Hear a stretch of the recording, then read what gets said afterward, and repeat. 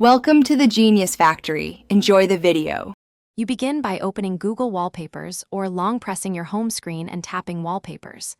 Grant photo and storage access so the app can read images.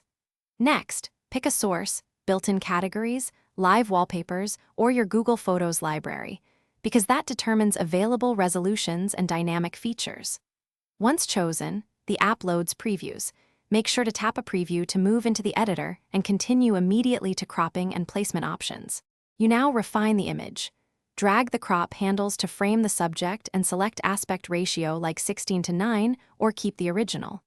Use the preview button to check home and lock screens so you can test visibility of widgets and icons. If available, toggle parallax or disable motion for battery savings. Once satisfied, consider enabling daily wallpaper or color extraction for adaptive theming. These options automate changes and match system. You finish by tapping Set Wallpaper and selecting Home, Lock, or both. The app shows a final confirmation and applies high-resolution assets. Make sure to wait briefly for processing and then check both screens. If the wallpaper doesn't appear, restart your launcher or device. That often forces a refresh. If issues persist, update the Wallpapers app, clear its cache, or re-grant permissions. These steps fix most problems and restore normal wallpaper behavior quickly.